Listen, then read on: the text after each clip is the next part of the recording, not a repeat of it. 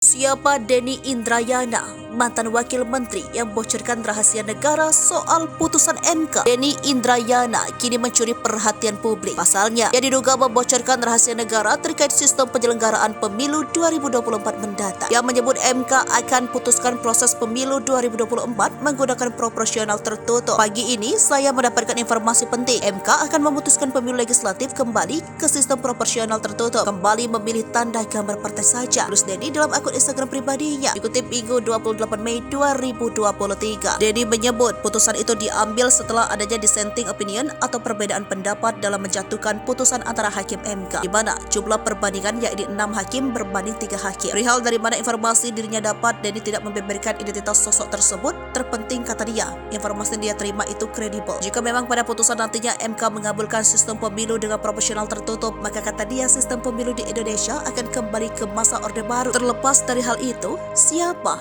Denny Indrayana? Dikutip dari Tribun Sumsel, Denny Indrayana dikenal sebagai sosok aktivis, pengacara, dan pakar hukum tata negara. Ia lahir di Pulau Laut, Kalimantan Selatan pada 11 Desember 1972. Ia menghabiskan masa kecil hingga remajanya di Kalimantan Selatan. Usai lulus dari SMA 1 Banjarbaru, Denny berkuliah sarjana hukum Universitas Gadjah Mada dan lulus tahun 1995. Menurut akun LinkedIn-nya, Denny kemudian melanjutkan studi S2 di University of Minnesota dan lulus di tahun 1997. Lulus dari Minnesota, ia melanjutkan studi S3 di University of Melbourne tahun 2002. Denny lulus dan mendapat gelar PhD pada 2005. 2010, ia dikukuh sebagai guru besar hukum tata negara oleh UGM. Saat menjadi profesor tamu, ia mendirikan Integrity Law Firm, di mana ia menjadi senior partner. Nama Integrity adalah akronim dari Indrayana Center for Government, Constitution and Society. Hingga saat ini, ada 12 orang yang tergabung di tim tersebut, dikutip dari situs resminya. Sepanjang pengalaman dan karirnya di dunia hukum selama 20 tahun, Denny Indrayana aktif berkampanye melawan mafia, peradilan, dan korupsi. Selama 2008 sampai 2011, ia pernah menjabat sebagai penasihat khusus Presiden Susilo Bambang Yudhoyono